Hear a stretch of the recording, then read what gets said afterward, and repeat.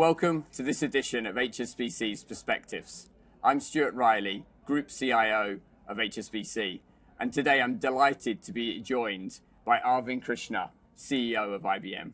Arvind, welcome. Stuart, it's great to be here with you. Nice to see you. Look, I guess you're right in the heart of everything that's going on at the moment, and what a fantastic time to be in technology. I don't know about you, but I find it just a pleasure to work in this industry at the moment, so it's super exciting. I'll start, if you don't mind, by using the old adage that in technology, people often overestimate in the short term and underestimate the long term.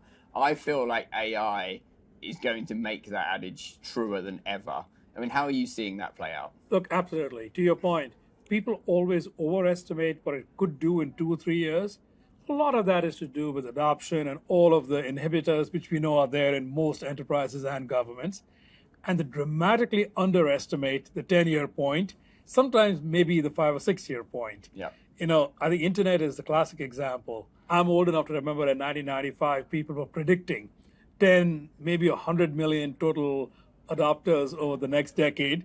Instead, we were in the billions. Yeah. But when they thought about what it could do in the first 2 or 3 years, not quite there. Yeah, massively overestimated. Yes. Yeah, and so obviously, I mean, AI now, I guess most people think of generative AI really starting probably with the launch of OpenAI ChatGPT in Q4 2023. So we're sort of 2 years into that journey. Yeah. Where do you see that we are today and the next steps? Yeah, so I'll use a baseball analogy. I know a lot of your audience doesn't follow baseball. Just think of it as a 9 innings game. Cricket is 2 innings, so It's a 9 innings game. I kind of say AI is in the first innings. So you don't quite know how the game is going to play out, but you're on the field, it's going, the players are out there, you know who's there, but you don't know who's hot, who's going to win, really. Yeah. By analogy, cloud is probably in the 5th or 6th inning, so it gives you some sense that's mature. You kind of know what's going to happen. Yeah. So that's where you are. But you got to be on the field. You got to be playing. You got to be worrying about which use cases will scale. And I think from a big, long arc of technology, think of AI like the internet. By the way, there's only 8 big technologies. It's not that many. If you begin with the steam engine and think railways, go forward all the way to semiconductors, which enable computers, internet, AI. So it's kind of in that big arc of importance. Yeah. And I've heard you say on numerous occasions, giving advice to CEOs and boards, suggesting don't experiment with hundreds or thousands of things. Focus on the things that can scale. Can you give me examples of that? Sure. Look, so what happens is it's new, it's exciting, you read a lot about it, and before you know it, 100, 200 experiments blossom all over the enterprise. Yeah. Now, to make AI really give value to the enterprise, you got to worry about your data. You got to worry about putting some guardrails. You're going to have some ethics around it. You're going to integrate it inside an application. All of that takes investment and takes expertise. Is it tens? Is it hundreds of people? Well, 100 times 100, I don't think you're going to spend 10,000 people on an experiment. So the reality is 90% of them are going to fail. Yeah. That leaves a really bad taste. I kind of say it's mature enough. Understand which ones could scale and impact it at enterprise scale. Put all your investment behind those 3 to 5. You'll learn. Now you'll get better at it. And by the way, 2 or 3 years down the road, you might have 100 going, but start with 3 to 5. Yeah. Get some wins on the board. Wins on the board and scale. Scale is really important. Yeah. What sort of examples are you seeing people focus on at scale? I think there is 4 use cases in buckets. Lowest risk, easiest one is customer service. Mm-hmm. No question about it. Like even in a bank, I'm sure there are people who call in to say change an address, or there are people who call in and say, look, I forgot something around my account. Or they call in and say, I forgot just my online credentials. Yeah. I think at least half, if not all of that, could be handled with AI. Yeah. Those are, I call them low risk, because you're not making a credit decision or something. Yeah. If you think it's a higher risk, that 10, 20%, it's not more than that. Yeah. In your call center or in any online experience, want that to a human. Yeah. But all lower, number one. Number two, I would say your enterprise operations, especially around the back office, invoicing, payments, what I call HSBC paying its vendors, like Yeah. even people doing maintenance in a building. Yeah. You Yeah. do have that. All of those things I think could be automated at least half away with AI. Yeah. And in your main function, I think elements of automation, which I know you are a big fan of, Stuart, whether it's run books, it's code books, it's problem triage, programming. Yeah. I think you could easily get to see 20, 30% productivity improvement, Yeah. which allows you to handle all that tech debt a lot better. And the fourth one, which is unique to a bank, I think is around risk. Worrying about how do you onboard a customer, all of the paperwork that you have to do. Yeah. Why can't you take half that burden away? I think are the four buckets. You mentioned risk at the beginning of that in the context of whether deploying a Gen AI model was risky in a context or not. How do you think about assessing that risk? Like, how do you think about whether something is risky with a Gen AI model? Look, I kind of think of Gen AI as we're trying to mimic how a human being operates.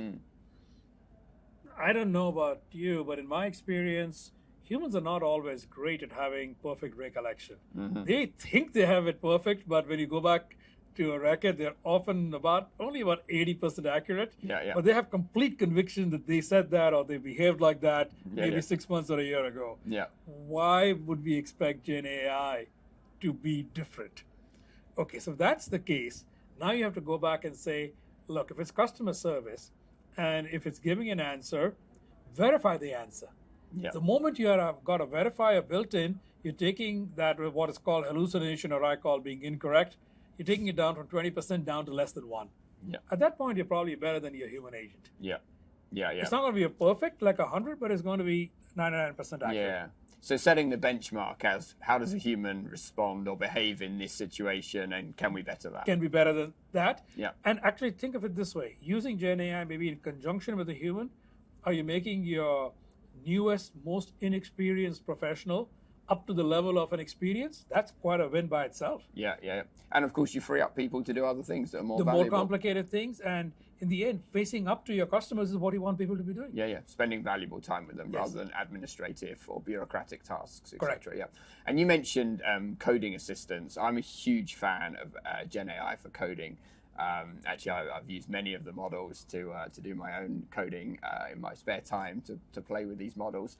How much efficiency are you seeing in IBM for your engineers? I'll give you 3 numbers. I know people get fascinated by the 30, 50, 90% that some people talk about. Yeah. I'm going to shock you. But this is across a base of 25,000 engineers. Okay. We are seeing 6% today. Okay. So pretty low by some of the numbers that get quoted. Right. But I like 6 because I think that that's an honest and real number as opposed to the this thing. inflated. Yeah. Right. I actually believe that 6 will climb to 25 to 30 over the next 1 to 2 years. Yeah. So not that long. Yeah. Now that people are getting used to it. And it gets to 25 to 30 by taking on a lot more languages, a lot more tasks, not just coding. So my 6% comes from just actually a very simple 1 and 2 line completion. Yeah, sure. But I can get now to more procedures. I can get to full documentation. I can get to test case generation. So I can see it climbing to about 30% quite well. Yeah. Then I did an interesting experiment inside IBM. I asked people, what about patching? Because that's different than writing code. Yeah. And suddenly they found amazingly that with a little bit of work, it was really, really good at doing patching. Yeah. Because that's a very, very unique and specialized task, as you know. Yeah. And one that a lot of people don't exactly love. It's not fun. It's not fun. Yeah. But it's essential. Yeah. And there suddenly, I think there it could be 50 or 60% actually. Yeah. So it's choosing the right tasks. It's as choosing well. the right task. And if you think Yeah. about application maintenance, which is patching, it's half the bank probably. A significant part of our expense, for sure, yeah. But today it's still, it's certainly very expensive to train a large model. Obviously, DeepSeek changed that picture a little bit, but it's still a pretty expensive capital outlay to train a large model. Inference costs are coming down, but actually, if you're doing it at scale, it's still significant, GPU costs, etc. What do you think happens to the cost profile in the next few years? I'm going to give you a prediction that will sound counterintuitive and surprising. I think in 5 years, the total cost will be 1% of today's cost. Wow. So 100 times cheaper. Wow. And I know a lot of people say, well, that's semiconductors. No, semiconductors normally gives you about 2x every 2 years. So that's maybe 5x over 5 years, Yeah. not 100x. Yeah. But the semiconductors, competitiveness in the semiconductor market, because when you only have a few suppliers, prices tend to be high. Sure. I think more will come. Then I think there will be a lot of algorithmic advantage. And the piece that very few people like to talk about, instead of using a 100 or a 500 billion parameter model, these are massive by the way, by any scale in technology. Yeah. I think you'll find that for 99% of what you want to do, a 3, 7, 10 billion parameter model is actually better Yeah. and with less hallucination than a big model. Yeah. That says you got to be able to use those smaller models. So small model, defined or For a distilled domain. down for a domain, specialized, locally deployed. Locally deployed, and locally deployed means right there you get another 2x. Let's add it up. Semiconductors gives you 5x, algorithmic gives you another 5x, small model gives you a 5. 5 times 5 times 5 is 125. Yeah. Okay. And actually, again, you sort of raise an interesting topic, because I thought the DeepSeek moment was genius in many ways. What they achieved is amazing, but I thought it also reflected the fact that these things hadn't been optimized. There had been no need to that point to optimize, and so it really demonstrated to me that the optimization journey is only just beginning. I'm going to poke a little bit of fun of my own industry, the tech industry. If you think that you can draw a big moat by convincing everybody, look, it's really, really expensive, don't bother to chase us, Yeah. there's no motivation to go optimize. If, on the other hand, as tech has shown again and again, people might start that way, it's not like some other industries. Then the barrier falls, because once one proves it, then everybody runs after Everyone's running. That's why that was my middle 5, the Yeah. optimization piece. Yeah. And again, you touched on models getting smaller, and therefore cheaper to train and run, etc. Where do you see the balance between training versus inference, and the shift potentially? The value for those who deploy, and that in the end is the only value that matters, is all in inferencing. Mm-hmm. So if over time inferencing is not 10 or 100 times larger than training, we got a problem. Yeah. This is an implosion going to happen. So that's clear. But that may take 5 or 10 years to get to that point. Yeah. So that's part one. The second point, I actually believe very strongly that on the large versus small, we are going to need a few large models. Mm-hmm. Think of them as teacher models, or the ones you use when you have no idea what you might exactly be wanting. Yeah. There's space for a half dozen, maybe a dozen, but that order. Yeah. It makes sense. They can get their return on tens of billions of investment. Yeah. And then there will be hundreds and thousands of much smaller models built using millions, not billions. Yeah. And I would predict actually that on the small models, HSBC could well have maybe a dozen of the smaller models Yeah. that you use that are unique to you. Yeah. And that unlocks your enterprise data to be used in that context. Yeah. Do you think quantum comes into all of this? Look, quantum is the first time we have actually a new computing architecture in 70 or 80 years. That's why it's so exciting. Even AI, it's really, really exciting, but it's built on digital deterministic bits. It's not actually that different. A funny way to say it is AI and computing is great. It looks at the past, it looks at data, and then it can do things that are remarkable. But they don't do the future. Quantum is going to help us design the future. So when we look at areas like materials, like risk, like optimization, quantum is going to give us techniques which we can't even dream of into those worlds. And so the things in risk which we thought were just too expensive to compute can be done. Yeah. And this is going to be here upon us quicker than we think. Like, I would predict by the end of this decade. Not next. I've heard you say that before, and I'm going to play devil's advocate a little on this. I feel like I've been in this business for sort of 30 years now. I feel like quantum's always been 5 years out. What makes you think that this 5 year out is No, I don't think it's 5. I think in 2015 we would have said it's 10 to 20. Don't know exactly, but it's 10 to 20. Yeah. To me, this is engineering. So I'll just put some numbers on the table. Okay. You need a machine that is big enough, because if it's small, who cares? You can simulate it or something. So big enough. 2, it can't have too many errors, and quantum inherently will have errors. But you got to get the error rate down to where it's very, very much more usable. Yeah. And 3, quantum, because it's using tiny amounts of energy, tends to dissipate or become noise very quickly. So how long can the machine remain coherent? Mm-hmm. So that's three. There are not 5, 10, 20 things, those three. Yeah, fix those three and Fix you're those in three business. and you're in business. So on the scale point, 10 years ago, people were talking about 4, 6, 8 qubits in scale. Okay, who cares? That's a toy. Today, we are in the hundreds. We actually have 75 quantum computers on the cloud, not simulators, actual quantum computers, Yeah. 13 of which are in the hundreds of qubits. Okay? I need to get hundreds into thousands, so a 10 times advantage. Yeah. Error rates right now are sitting around 10 to the minus 3. Need to get them to 10 to the minus 2. Mm-hmm. At that point, error correction works. At 10 to the minus 3, 10 to the minus 2 it's hard, 10 to the minus 3 we can get there. Yeah. And coherence time needs to improve by about another 10 times. We think these are actually 3 to 4 year problems. So I was going to say, because when you look back over the last 5, 10 years, the advancement that's been made is then roughly equivalent to the advancement that needs to be made once again to get there. Is that? No. No? I think we needed to do a 10,000 times advancement if I take it over the last 15 years. Yeah. 1,000 of which has been done. The last 10 is to be done. Okay. So there's that's still a why my step confidence and conviction. So we've done a lot more. These have been improving about 3 times each year. Yeah, yeah. So actually, and jumping slightly, but still in the theme of quantum, given your prediction, we really ought to be very much today working on cyber techniques that are kind of quantum proof, which are readily available today. So we know we have that technology, but I think we need to be deploying those more rapidly, given the prediction that you're making. Is that your assumption? 100%, Stuart. So you might have a lot of data that you think is protected today. Mm-hmm. But when quantum comes along, it may be able to read that quite quickly. Yeah. So it's not that it's going to sort of come backwards in time to today, but if you have something encrypted and you think it's safe because it's encrypted, Yeah. that could get read, and that's a problem. What haven't I asked you about AI that I should have asked you? Is there anything? Look, I'll just mention one thing always.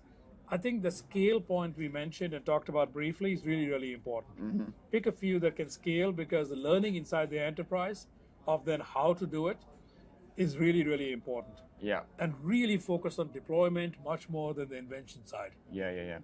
And I guess in the world, everyone's using this term agentic today. I find agentic, it's a useful term in a way, but I mean, what it really means is that the AI model is calling other APIs Yes. to enact something.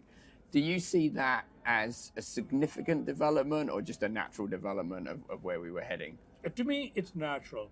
Because I'll use the word, whether we use the word process management or we use the word workflow, Yeah. in the end, no application was ever a single program. It was always a workflow that went across multiple systems. Yeah. And the reason we decompose it, because as good engineers, you've learned a long time ago, decompose each task into something that is not too small but not too big, Yeah. because then it's fixable. Manageable. And now you Yeah. can put it all together to do something that is a lot more remarkable. Yeah. That's what agentic is. So it's not a surprise. To me, it's a natural development. Yeah. But we should also be careful, because agentic can also go awry and bring up costs pretty high. Yeah. So we should also be careful at where we begin to apply it. But if you put it in a constrained box, I want you to worry about getting a mortgage application approved. Don't make every decision, but can you do some of those pieces using agentic? That seems a Sure. natural use case. So you're breaking down specific processes and looking at which part of that process makes sense. Correct. Yeah. And I guess this highlights the importance of an API strategy. So for the audience that are not familiar with API, we're talking about application programming interfaces, so effectively how one piece of software talks to another. But if you're a company that doesn't have a great API strategy, doesn't have great APIs, it's going to be pretty hard to take advantage of this type of technology, isn't it? I think you're going to end up at a competitive disadvantage to those who already have that strategy in place. Yeah. And can begin to use it to be able to deploy AI and agents both. Yeah. I mean, this is where I see a significant advantage for HSBC, because we've got the breadth of services and products that already exist. We've got APIs, and so we've now got this ability to digitize those businesses fairly rapidly. Well, look, thank you so much for joining us today. It's been a real pleasure to speak to you. As I say, the engagement with IBM has been fantastic, so we look forward to continuing to partner with you. Stuart, it's always great to talk to you. Thanks. Great. Arvind, good to see you. Thank you.